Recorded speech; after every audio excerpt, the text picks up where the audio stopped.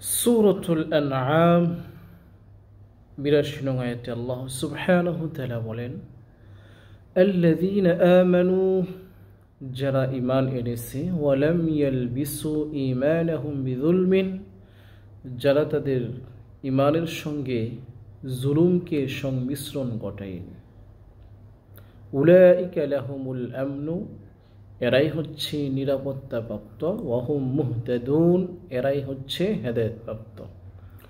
এখানে জুলুম বলতে শিরিককে বোঝানো হয়েছে, অর্থাৎ ঈমানের সাথে যারা শিরিককে সংমিশ্রণ করবে না, তারাই হচ্ছে সত্যিকার অর্থে হেদায়েতপ্রাপ্ত এবং তারাই হচ্ছে আল্লাহর কাছে নিরাপত্তাপ্রাপ্ত ব্যক্তি হিসেবে গণ্য হবে।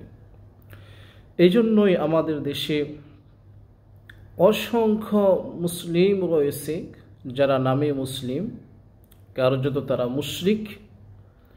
তারা নামাজ পড়ে, দাড়ি রাখে, টুপি আছে, জুব্বা আছে, পাগড়ি আছে, কুরআনুল কারীমের হাফেজও হতে পারে, বড় মুহাদ্দিসও হতে পারে, বড় বক্তা হতে পারে, আমাদের সকলের সুপরিচিত আলেমও হতে পারে। এমনকি জিকির, আজগার, ওয়াজ মাহফিলে, আনুষ্ঠানিক দান খয়রাত, হজ, যাকাত সব কিছু তারা করে। কিন্তু এত ভালো ভালো আমল থাকা সত্ত্বেও নামাজ পড়ে, যাকাত দেয়, দান সাদকা আদায় করে, মসজিদ করে, মাদ্রাসা করে, এতিমদেরকে খাবার দেয়, মুসলিমদের যা যা করা দরকার তারা মূলত তাই করে, সব কিছুই তারা করে। কিন্তু তারা এত ভালো কাজ করার পরও তারা মুশরিক থেকে যায় কেন?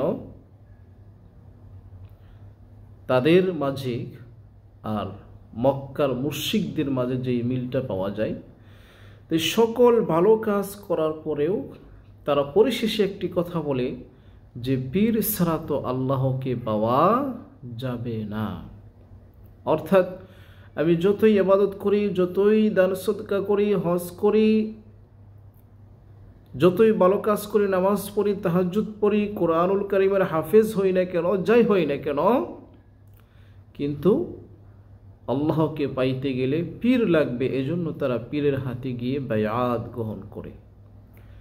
এখন এই যে এত ভালো কাজ তারা করার পরেও আমাদের চাইতে তাদের লেবাস আরো ভালো, পাগড়ি থাকে, জুব্বা থাকে, কত কিছু থাকে, আতর সুগন্ধি সবসময় তাদের শরীরে ছড়িয়ে পড়ে। কিন্তু এত ভালো কাজ থাকা সত্ত্বেও তারা মুশরিক কেন? ওই যে যখন বলল পীর ছাড়া আল্লাহকে পাওয়া যাবে না, তাদের মাঝে আর মক্কার মুশরিকদের মাঝে একই কথা। সূরাতুজ জুমারের ৩ নং আয়াতে আল্লাহ সুবহানাহু ওয়া তাআলা বলতেছেন, ওয়াল্লাযীনা ইত্তাখাযু মিন দুনিহি আউলিয়া, যে ওয়াল্লাযীনা ইত্তাখাযু মিন দুনিহি আউলিয়া, যদি মক্কার মুশরিকদেরকে জিজ্ঞাসা করা হতো, এই যে তোমরা মূর্তির ইবাদত করো, কাবা ঘরে মূর্তি রাখছো, বাড়িতে বাড়িতে মূর্তি রাখছো, কাবা ঘরের বাহিরে মূর্তি, এই যে এতগুলির ইবাদত করো, আপনি যদি হিন্দুদেরকেও বলেন তোমরা মূর্তির ইবাদত করো, খ্রিস্টান ইহুদিদেরকেও বলেন কেন তোমরা মূর্তির ইবাদত করো, তারা কি বলবে?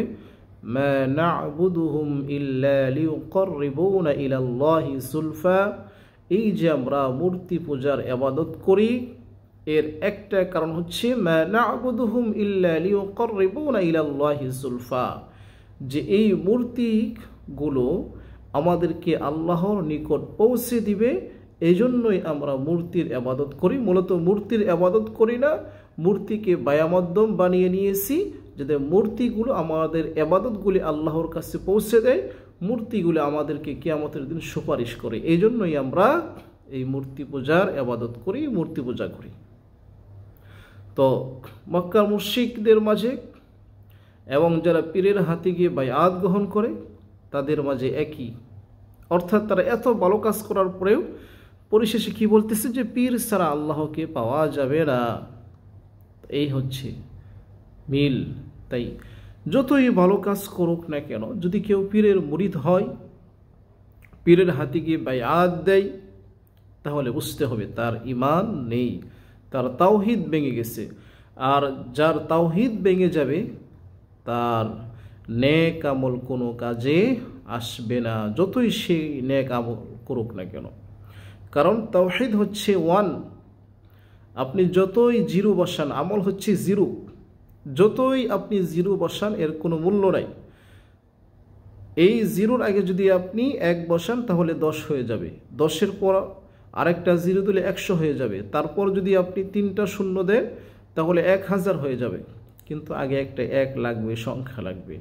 ঠিক তেমনি যদি কারো তাওহীদ বিশুদ্ধ না হয়, সে যতই আমল করুক না কেন সেই আমল আল্লাহর কাছে কোনো কাজে আসবে না, সেগুলি হাবা মানসুরা হয়ে যাবে, ধুলি কোনা বালুর মতো হয়ে যাবে কিয়ামতের দিন, মরিচিকা হয়ে যাবে।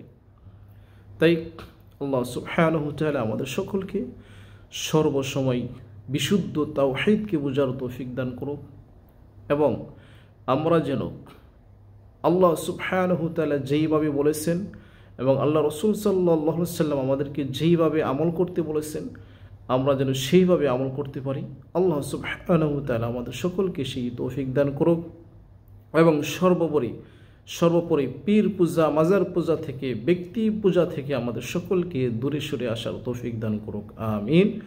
যারা আমাদের এই ভিডিওটি দেখতে পারলেন সকলে ভিডিওটি শেয়ার করে দিবেন, কমেন্ট করবেন।